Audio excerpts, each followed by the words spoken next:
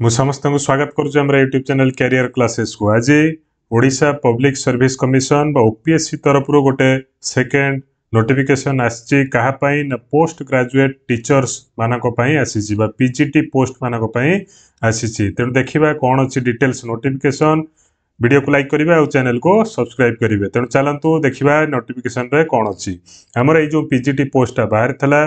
PGT post कहा पई बाहर थला ना post graduate teachers for 50 numbers of government higher secondary schools and 106 numbers of upgraded higher secondary schools percent to the advertise number 25/2023 रो 24 रो हला। ये जो एडवर्टाइजमेंट बाहर थला पीजीटी पोस्ट पई जो school and mass education department under रहउथिला यार गोटे सेकेंड नोटिफिकेशन ता आसीची। आज रो डेट 12 मार्च 2024 रो। एथरे कोन कोन डिटेल्स दियाइछि देखिबा।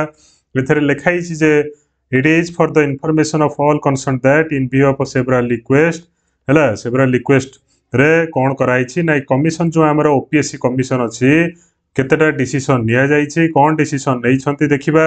प्रथम होछि कोन एक नंबर रे ना MA in public administration is equivalent to MA in political science. हमर जो पीजीटी पोस्ट पॉलिटिकल साइंस रे बाहर थला कहा सहित समान हबो जदि आपण माने एमए पॉलिटिकल साइंस रे करिसंती बा एमए इन पब्लिक एडमिनिस्ट्रेशन रे करिसंती ताहाले सेटा मते इक्विवेलेंट हबो एमए इन पॉलिटिकल साइंस हला।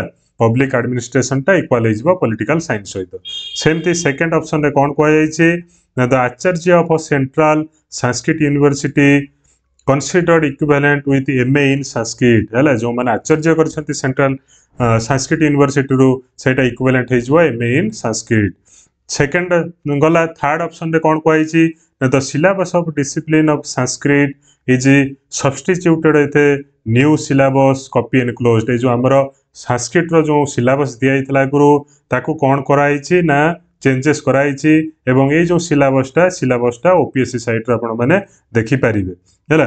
तापर आ गोट कोन चेंजेस हेतला पूर्वरु ना डेट टा एक्सटेंड हेतला ओपीएससी हमर जो परीक्षा अप्लाई करियार डेट थला पीजीटी डेट से डेट टा एक्सटेंड हेतला केते तारिख रो ना लास्ट डेट ऑफ सबमिशन थिला प्रथमे 2 तारिख 2 मार्च रो 2 मार्च जाई थिला किंतु एपे कोन हेछि ना एक्सटेंड हे कि सेटा 18 मार्च 2024 पर्यंत कराइछि एवं ता सहित list of equivalent relevant subject जो सब अछि ताकू मध्य या सहित इनक्लूड कराइछि एवं अलगा न्यू सिलेबस कहार इंग्लिश रो मध्य या पूर्वरु दिया जाइतला।